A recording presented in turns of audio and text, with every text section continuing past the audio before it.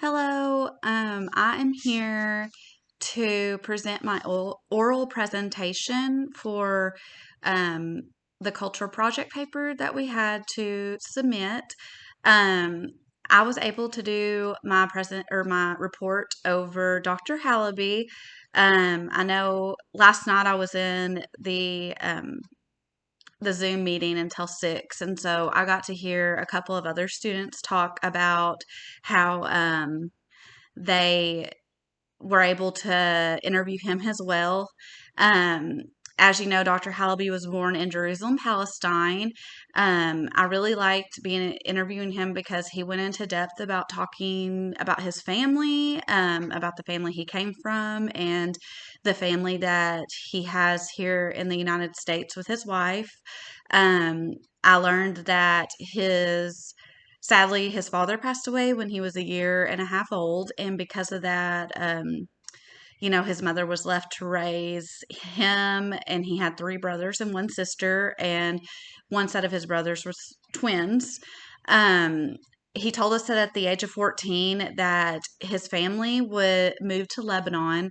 The reason that they moved from Jerusalem to Lebanon is because that they were the only Christian family in a neighborhood full of Jews, and they were kind of pushed out and ridiculed for having a different religion. Um, which brings me to some of the research that I did. I thought that that was a very interesting point that Dr. Hallaby told us, was that he had to move because of religious differences. So I researched kind of you know how many Christians live in Jerusalem, and if there was a really big problem with that happening a lot.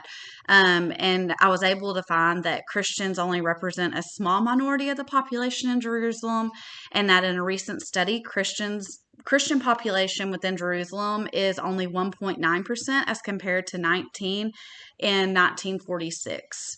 Um, I also went on to talk about, the climate of Jerusalem, because this paper was meant for people that were wanting to visit there.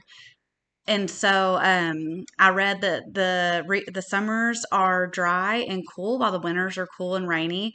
The best time to travel would be in August, because the temperatures are around 75 degrees, and that's kind of when they have their nice weather. I also learned that some of the popular dishes that you must try when visiting are, I'm not sure if I'm pronouncing this right, but it's falafel, which is ground chickpeas mixed with onion and spices formed into balls and fried, and they're mostly served with pitas or on a sandwich. Um, I also thought it was interesting to read that since there are a lot of Jews that live in Jerusalem, they are bound by a set of dietary laws, which is called kashrut, which forbids them to consume pork or shellfish, as well as meat and milk products at the same meal. I also found it interesting in my research to see that a lot of the restaurants over there follow this dietary rule. And so if you were to visit, that might be something that you wanted to know about, just if you were eating out or whatever. Um, Dr. Hallaby also talked a lot about the roles of women in his family.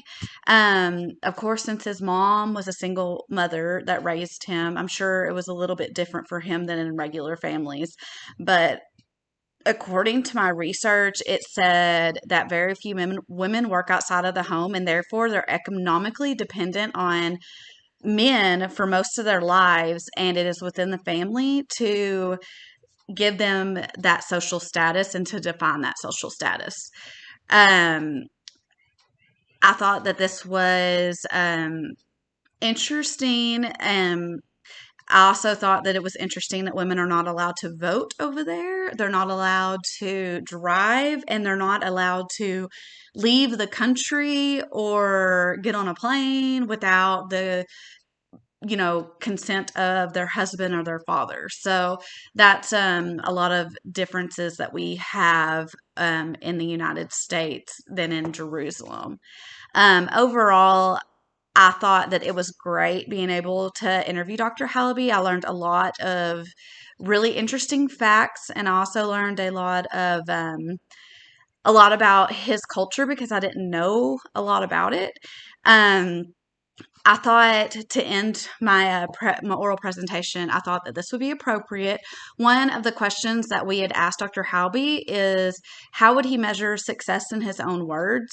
His answer was that success is not measured by wealth, but is instead measured by one's accomplishments and how they accomplish it.